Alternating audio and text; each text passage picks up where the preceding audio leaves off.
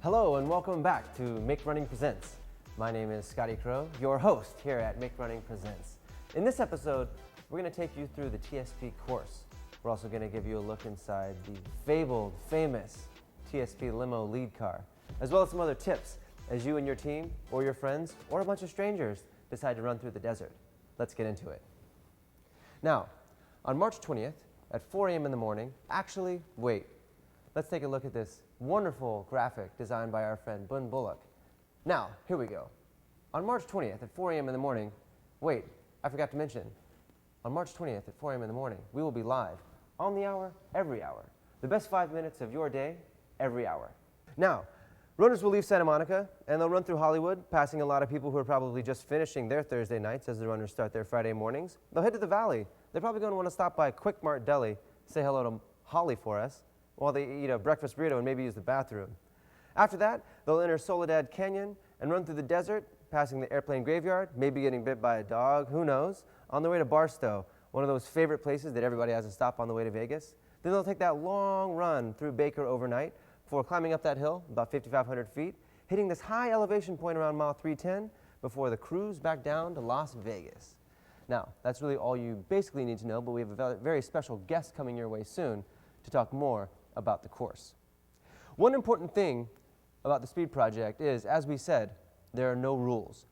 Teams and runners can decide to do whatever they want to as long as they run by foot and don't break any laws to get themselves from Los Angeles to Las Vegas. We've seen in the past teams sort of toy with this idea in a minor way, but last year, very famously, BRS and a number of other teams decided to completely throw away the existing course map and forge their own way to Las Vegas. On the way, shaving hours and dozens of miles off of the TSP recommended guide. So it'll be exciting to see this year if other teams decide to do this. Last year, it was met with great celebration and fanfare and also some controversy. Was it the right thing to do? Was it in the spirit of TSP? Or was it not? Did it defy everything that TSP stands for? Who knows? In the words of Drake, it will be a debate until the end of time. Now, you may have noticed the color of my jacket. It inspires me of one of the co-founders of TSP. Let's check in with Blue and see what tips he has for us today. Blue?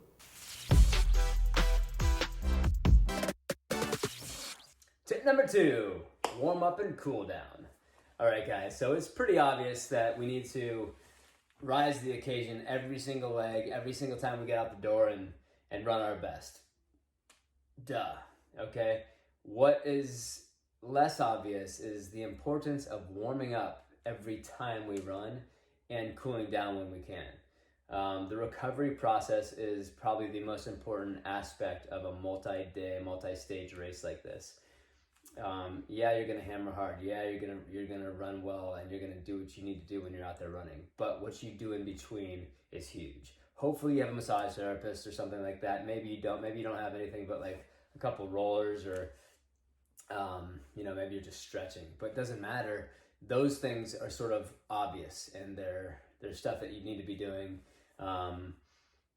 as much as possible. But it's the logistics of this race that make it so easy to just skip the warm up and the cool down, because you pop out of the car and you got to run. And it's like, if you just can force yourself a couple minutes on the front and the back end of every time you run to just do something other than running and active and dynamic, it's gonna save you. Every time you get out the door, you're gonna be a little less stiff, and it's the stiffness that causes the injury.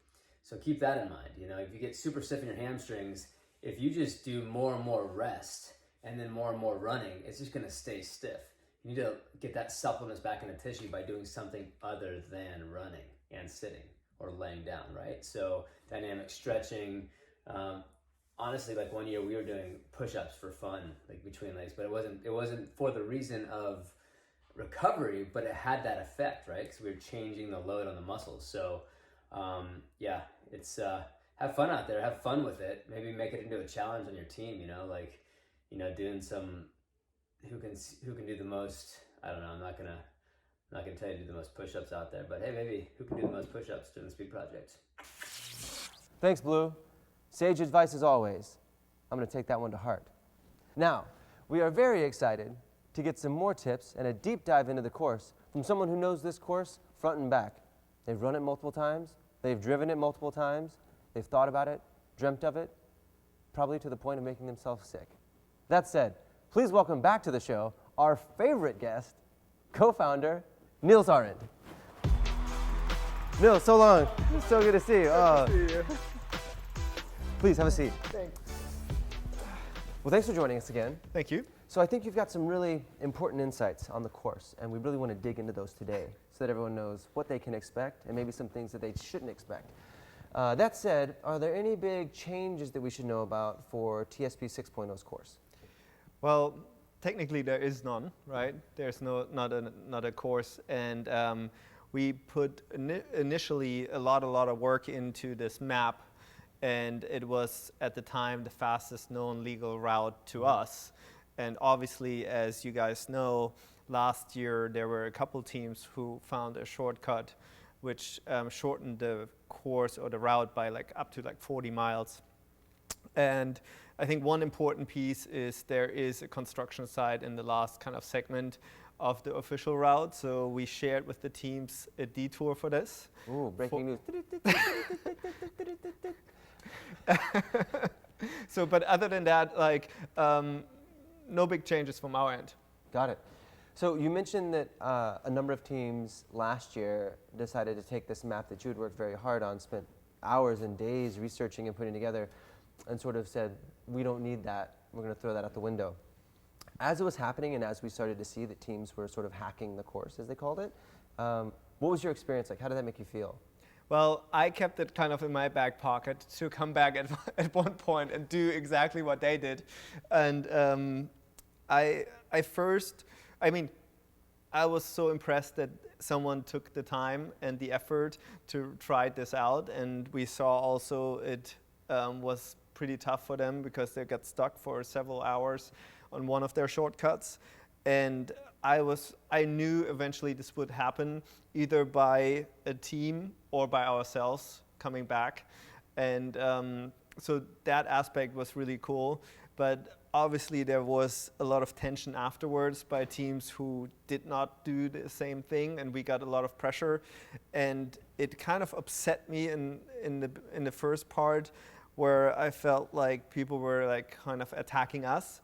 But then I took a step back and realized if they all care about this that much, we're doing the right thing. That's right. That's exactly right. And from the outset, the whole idea of the Speed Project is no rules, right? Yeah. And sometimes when people break rules, other people get frustrated, but that's the essence of it. Yeah. If you're a rebel, you can't have the expectation that you're liked by everybody. That's the truth. So what I want to do now is I want to do, in the essence of getting some information about the course out, a little lightning round with you. And so I'm going to ask you some specific questions, and I think the first thing that comes to your mind in terms of a part of the course, you tell me what it is. And try this? Dead rabbits. Perfect. Great. Second question. Which leg or section of the course do you think is the trickiest? The trickiest, there is the XYZ road, what is it called? Zizix Road, exactly.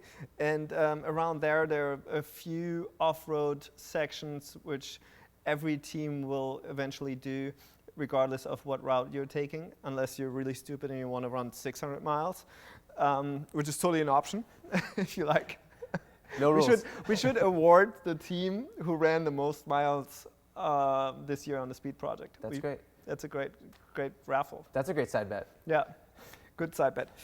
So those are pretty technical and tough because there's no access to RVs. So they're the longest legs you have to run, and they're for every team at night. Great. Which part of the course do you think is the most energizing? Sunrise in Death Valley, hands down. Great. Which is the most calm? Probably towards the end of the first night, where you got the off-road sections done and you're on this long fucking road, and you're anticipating the sunrise, and that's definitely the most calm moment which I experienced for myself. Great. And that's probably the time when we usually sleep for an hour That's at right. the Shell station in the limo. Yeah, I don't know if I describe that as calm, but that's fine. What about the most dangerous? Well, the most dangerous is the projects. That's where the limo broke down the last time. I think it's like mile 150-ish, roughly. And it's right before the airplane graveyard. And that's like the gnarliest kind of crowd who lives there. Right. Some people, some wild animals. Or not so wild animals, but still dangerous. Yes, territorial animals. Yeah. Right. Where's the best photo op on the course? Well, we started this photo series of roadkills, which are like random things which aren't in use anymore. Starting with like the dead rabbit to old televisions. So I kind of like the left field perspective of like that part, and then the airplane graveyard. There's like this little hill, and we've ran past this once where there are like 10 photographers kind of like set up in different stages, and that's very photogenic, I'd say. Yeah, it's no other event runs past anything that looks anything like that and the way it feels. No. Okay, last one. What part of the course is the most rewarding? The finish. The finish. Yeah. Yeah. I mean, it's like, so what we usually, or historically, the entire team runs for the last like couple miles, and that's like, I mean, it's hard to explain how that feels, and like after you put all this work in, not only during the race, but also the training and or travels to LA, that feeling is very, very special. Yeah, yeah. I actually was looking over some things, and I remembered the first year, the 2.0, when I followed the team and I jumped out to try to run that last mile with you, and I remember 50 feet into it, I was gassed. I was like, they run 340 miles, and I'm just trying to keep along. But yeah, it's really special the way teams run that last mile together. Well, thanks for that insight. So you just talked about a number of sections of the course, and I think it's a good time to announce what this episode's raffle is going to be. So Nils has offered to pace someone, one runner on some team, for any leg of their choosing over the course of the speed project. Is that correct? No, it's not correct. It's not correct. I offered up that you and I are pacing someone. Live revision, we are going to pace someone on your team for any leg of the race that you would like. This is exciting. I feel really great about it. Yeah. Maybe we'll live stream it on the hour, every hour. The best 5 minutes of your hour, every hour. Maybe we'll live stream it. So if you're interested in us joining you, pacing you for a leg of your race, in the comments, leave which leg you like, what section, what part. Nils just gave you a quick overview of a bunch of highlights of the course. Maybe there's something else you have in mind, but we'd love to join you. I just realized that this could get really out of hand, but I'm really excited for it. So leave a comment, let us know where you'd like us to run with you, and we'll announce the winner in the comments. Now, one other thing you may have noticed is, Nils and I have talked about this, but the way that we roll around for each speed project is in class. The definition of class, the official TSP lead car, the TSP limo. And though you may have seen the outside of it, you may have seen pieces of the inside of it, we wanted to give you a deep look.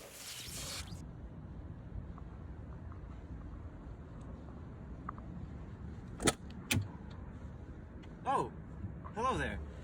My name's Scotty Crowe. You may recognize me from this show that I've been hosting. This is the TSP limo, the official host car. We're gonna take a look at it. This, as you can see, is the captain's berth. We have room for 2, maybe 3, maybe 4, depending on who it is. Got a glove compartment with not much in it.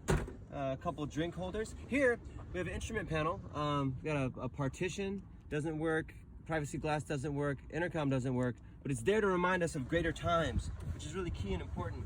Also, shout out to bench seats, you know, making everything friendly, easy to get to the front seat if you need to. Instrument dash with everything you need, panel, compact display area for all those CDs you haven't been using.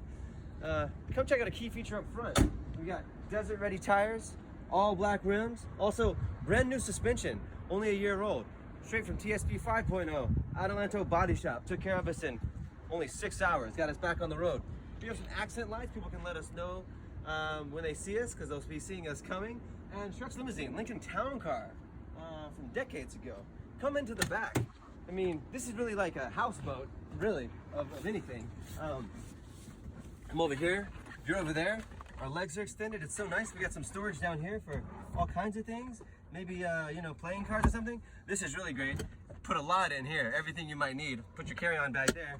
Over here we got something for, what we got on ice here? Cheez-Its from TSP 5.0. That's nice. Put your beverages here as long as they're not too deep. Maybe something on ice. This is my favorite feature in the whole thing. I've yet to figure out what it does, but you've never seen this in a car before, have you? I haven't. This is probably to keep bottles stable or something. And speakers. Speakers for all the music, from all the music that's playing. This is a full projector. It actually is a shower that comes down so we can keep clean in between the race, which is nice. And then sunroof. We pop out of that quite often. And then, yeah, just on the other side, come check this out. Come check this out. Looks the same as the first side, huh? How about that? Symmetry in the car, except for this part.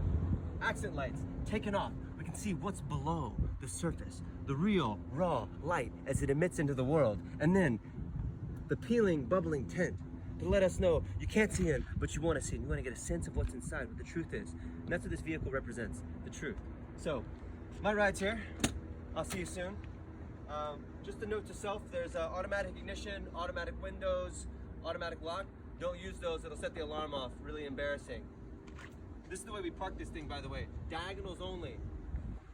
No straight lines. It's not normal. See you soon. So you can see what our experience is like for the 40 plus hours as we ride around. Someone who only deserves to be chauffeured in a limo is our wellness correspondent, Vasha. Let's check in and see what kind of tips she has for us today. Pit stops. So many pit stops. All right, so when you're coming in Santa Clarita, there's a Vons. Not any Vons, the Vons, all right? It's right off the side of the road. It's a perfect pit stop for you. Go in there and get everything. And when I say everything, all the juice, all the cookies, all the crackers, because I don't think you're going to see a real grocery store again until you get to Vegas. So you want to stop off, go to that Vons. Afterwards, there's a few gas stations along the way. Hang out at those. Those are cool. Some of my favorite spots is the jerky place in Baker. I think it's Baker. Yeah, it's Baker. Oh, God, I don't eat meat, but when I do eat meat, once a year, it's alien jerky from the middle of nowhere in Las Vegas. Not sure where the meat comes from, but it's delicious. Aside from that, there's a Greek cafe also in Baker. You may want to check that out. Make sure that your team is all together when you go. If you have any lone men out there, you'll probably leave them because food is the first thing you want to go after. I've been left before. But yeah, those are the pit stops. Get them in and enjoy. Back to you, Scotty. Thanks so much, Vasha. And I think that's it for this episode of Make Running Presents. Oh, I almost forgot. One key highlight of the course. Something essential, something necessary, something that you're going to want to take serious note of. The RV dump. That's right. A lot of RVs out there, a lot of people in those RVs. You're going to want to make sure that you dump the contents, the black and gray water, as they call it, of that RV. Luckily, the course map, even if you throw it out and you choose your own route, you may want to take notice of 3 very important milestones, 3 very important landmarks on the TSP course. These are the RV dumps. The first one comes at mile 144 in Barstow. This is going to be about a day after y'all have been in the RV. The official TSP guide says, quote, "You should empty your tanks or the smell will get really bad." Sounds like something from firsthand experience. A little bit later, 70 miles later, mile 214 in Baker has another RV dump. You're definitely going to want to stop there. The TSP guide says, pay $5 inside, and they will show you where to dump. Sounds like my new tattoo. And last, but certainly not least, is the crown jewel of RV dump sites. This is at mile 300 in a little town called Tecopa off of Old Spanish Highway. Now, you can't miss this place. It's right past the post office. It probably hasn't been visited in decades by anybody, not even stamp users like me. But you'll be greeted by a large piece of painted plywood propped up against an old oil drum that says on it, in all caps, in red lettering, RV dump, honk for service. And we do. We always do. This has been Make Running Presents. Tune in again on Friday when we're back with another episode. Until then.